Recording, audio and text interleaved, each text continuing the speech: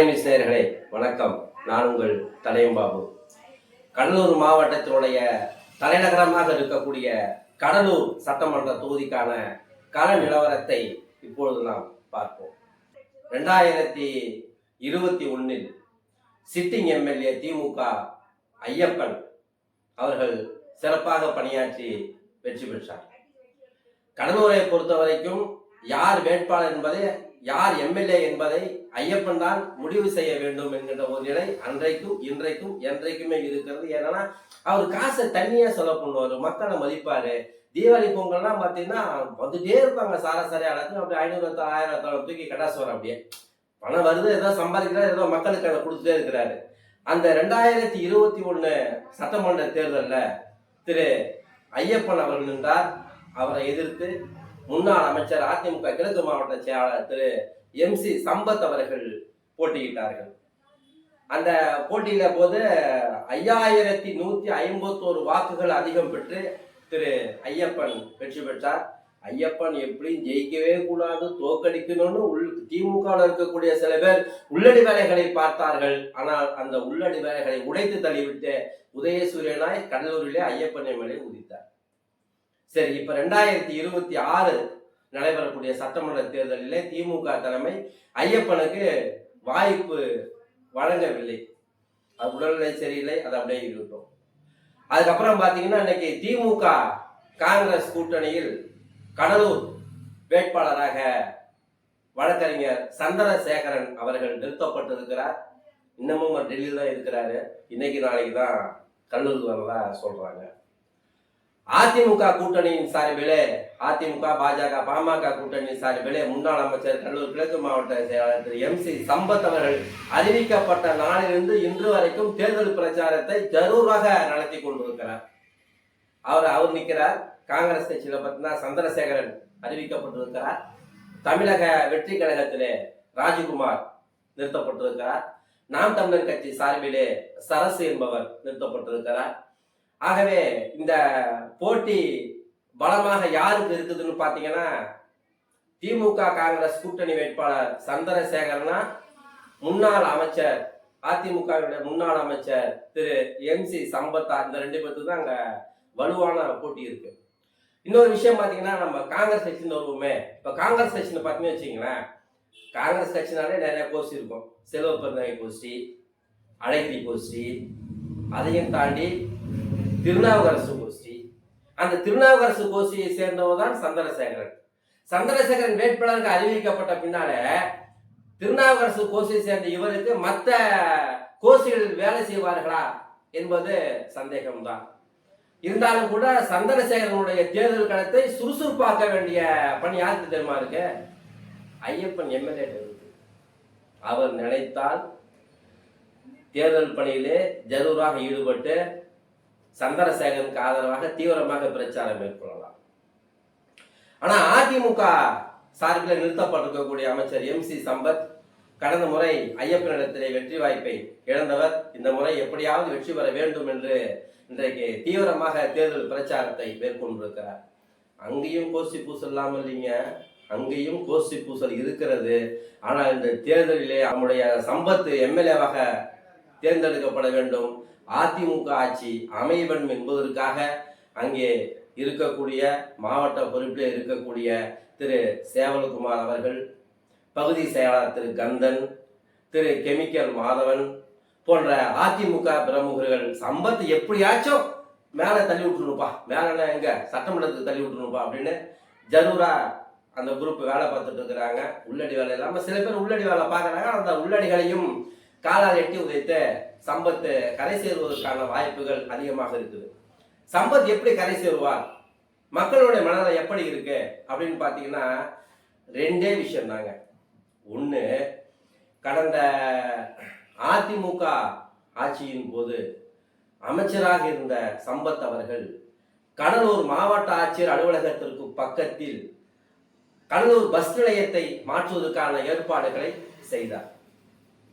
ஆனால் அதன் பிறகு ஆட்சி மாறியது, திருப்பி திமுக ஆட்சி வந்தது. MRK பன்னீர்செல்வம் அமைச்சராக பொறுப்பேற்றார். அவர் வந்ததுக்கு அப்புறம் பாத்தீங்கன்னா எந்த இடத்தில் பஸ் நிலையம் வர வேண்டும் என்று முன்னாள் அமைச்சர் இன்றைக்கு அதிமுக வேட்பாளர் சம்பத் நினைத்தாரோ அந்த இடத்தில் 2 கோடி ரூபாய் மதிப்பீட்டில் பூங்கா அமைக்கப்பட்டுள்ளது. ஆச்சுங்களா? சரி, பஸ் ஸ்டாண்ட் எங்க போகுதுப்பா அப்படின்னு பாத்தீங்கன்னா குறிஞ்சிப்பாடி தொகுதியில் இருக்கக்கூடிய கடலூர் பஸ் நிலையத்திலிருந்து சுமார் 6-7 கிலோமீட்டருக்கு தாண்டி இருக்கக்கூடிய எம்புதூர் கிராமத்துல பஸ் நிலையம் இன்றைக்கு கட்டப்பட்டு 90% பணிகள் முடிக்கப்பட்டிருக்கிறது. இந்த பஸ் நிலையத்தை மாற்றக்கூடாது என்று சொல்லி கடலூரில் இருக்கக்கூடிய பொதுநல இயக்கங்கள் அமைப்புகள் ஜரூராக போராட்டத்தை நடத்தினார்கள். சமூக ஆர்வலர்கள் போர்களை தூக்கினார்கள். பஸ் ஸ்டாண்டை மாற்றக்கூடாத அமைச்சரினுடைய முடிவு கைவிடப்பட வேண்டும் என்று போராடினார்கள். சம்பத் ஒரு பக்கம் போராடினார். அனைத்து கட்சிக்காரர்களும் அங்கே போராட்டத்தை நடத்தினார்கள். இருந்தாலும் எந்த போராட்டத்தையும் காதில் வாங்கிக் கொள்ளாத அமைச்சர் MRK பன்னீர்செல்வம் பஸ் நிலையத்தை எம்புதூருக்கு மாற்றியே தீர வேண்டும் என்று உறுதியாக இருந்து இன்றைக்கு பஸ் நிலையம் அங்கே கட்டப்பட்டு 90% பணிகள் முடிவடைந்திருக்கிறது. இந்த பஸ் நிலையம் அங்கே மாறுவதற்கான ஏற்பாடுகளை செய்தது கடலூர் வாழ் மக்கள் மத்தியிலே பெரும் அதிருப்தியை. இங்க இருக்கிறோம், இப்ப கடலூர் பஸ் ஸ்டாண்டு திருப்பாப்புலியூர் இருக்கு, அங்க இருந்து ஒருத்தன் பஸ் ஏறினா எங்க போவான்? 9 கிலோமீட்டர் அந்தாண்டியா போய் ஏறுவான்? இதை போல அணுகுமுறைகள் திமுக ஆட்சி மக்களுக்கு எதிராக, மக்களினுடைய போராட்டத்துக்கு எதிராக, மக்கள் போராட்டத்தை கருத்திலே கொள்ளாமல் கவனத்திலே கொள்ளாமல் கடலூர் பஸ் நிலையத்தை 6 கிலோமீட்டர் 7 கிலோமீட்டருக்கு அந்தாண்டு இருக்கக்கூடிய எம்புதூர் கிராமத்திற்கு மாற்றுவதற்கான வேலைகளை 90% வேலைகள் முடிவடைந்தது. கடலூர் மாநகராட்சி மக்கள் மத்தியிலே பெரும் அதிர்ச்சியை உண்டாக்கி இருக்கிறது. அந்த அதிருப்தி திமுகவின் மீது வெறுப்பை உண்டாக்கி இருக்கிறது. அந்த வெறுப்பை உண்டாக்கி இருப்பதால் அந்த வெறுப்பு அதிருப்தியான ஓட்டுகள் சாதாரணமா MC சம்பத் ரெட்டையில போய் டொக்குன்னு விடும். ஆச்சுங்களா? இன்னொன்று, கம்மியம்பேட்டை ரயில்வே மேம்பாலம். அந்த ரயில்வே பாலத்துக்கு மேல மேம்பாலம் அமைக்க வேண்டும் என்று கடலூரில் இருக்கக்கூடிய பல சமூக ஆர்வலர்கள் பொதுநல இயக்கங்கள் எல்லாமே போராட்டம் பண்ணாங்க. அந்த பாலம் கட்டினால் அங்கே இருக்கக்கூடிய ஆளுங்கட்சி பிரமுகருடைய வீடு இடிபடும் என்பதற்காக அந்த பாலத்தை கட்டாமல் கை கழுவி விட்டார்கள். இன்றைக்கு அங்க போக்குவரத்து நெரிசல் ஏற்பட்டிருக்கிறது. இதுவும் திமுக ஆட்சியின் மீது, திமுக அமைச்சரின் மீது, திமுகவினர் மீது அந்த பகுதி மக்களுக்கு பெரிய அதிருப்தியை உண்டாக்கி இருக்கிறது. அந்த அதிருப்தி வாக்குகள் அனைத்தும் அப்படியே அதிமுக வேட்பாளர் MC சம்பத்துக்கு ரெட்டலை சின்னத்திலே போய் தவறாமல் விழும் என்பது அந்த பகுதியில இருக்கக்கூடிய மக்கள் நம்மிடத்திலே தெரிவித்தார்கள். நான் சொல்ற செய்தி உண்மை. பொய்னா கல்லூருக்கு போன போட்டு எல்லாத்தையும் கேட்டுருக்கோம். எங்களுக்கு எந்த காலப்புணர்ச்சியும் கிடையாது. மக்களுக்காக பணி செய்யக்கூடியவர்கள், மக்களின் உணர்வுகளுக்கு மதிப்பளிக்கக்கூடியவர்கள் தான் சட்டமன்ற உறுப்பினராக தேர்ந்தெடுக்கப்பட வேண்டும். அதற்காகத்தான் இந்த வீடியோ. இன்னைக்கு களத்துல இந்த 2 பேர் இருக்கிறாங்களா, இந்த 2 பேருக்கு தான் போட்டி. அடுத்த பார்த்தீங்கன்னா தமிழக வெற்றி கழகத்தினுடைய மாவட்ட செயலர் ராஜ்குமார், அவர் அதிமுக நிர்வாகிகளுடைய உறவினர் என்று சொல்லுகிறார்கள். அவருக்கு ஒரு பெரிய இளைஞர்கள் கூட்டம் இருக்கிறது.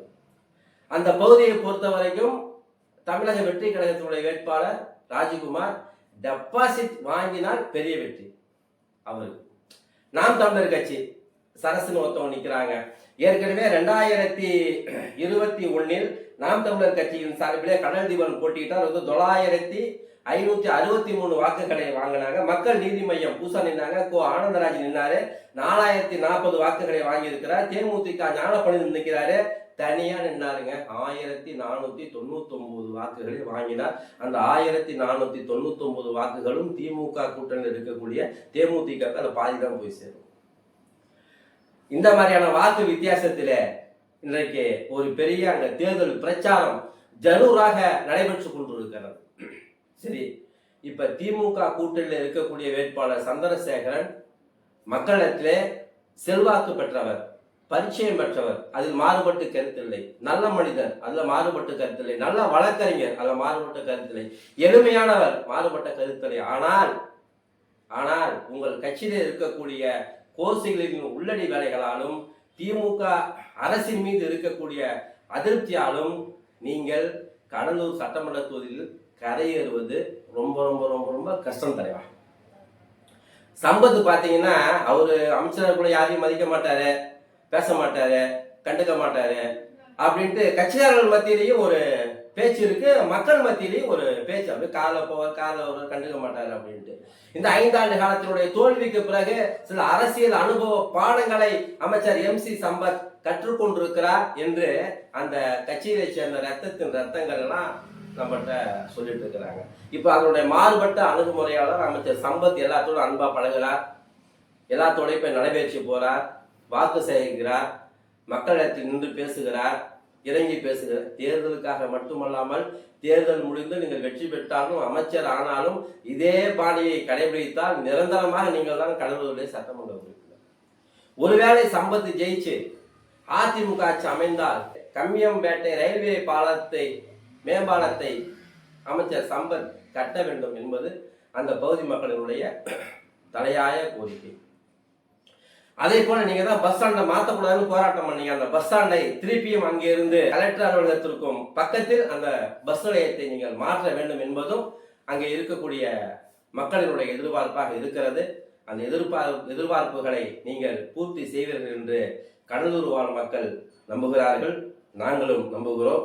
ஆகவே திமுக காங்கிரஸ் கூட்டணி வேட்பாளர் சந்திரசேகரனா, அதிமுக பாஜக பாமக கூட்டணி வேட்பாளர் முன்னாள் அமைச்சர் MC சம்பத்தா, தமிழக வெற்றி கழக வேட்பாளர் ராஜ்குமாரா, நாம் தமிழர் கட்சி வேட்பாளர் சரசா என்று பார்க்கிற பொழுது தற்சமயம் மக்களிடத்தில் அதிகமாக பேசப்பட்டு ஆதரவை பெற்று MC சம்பத் களத்திலே களமாடி வருகிறார் என்பது இன்றைய தகவல். நன்றி, வணக்கம்.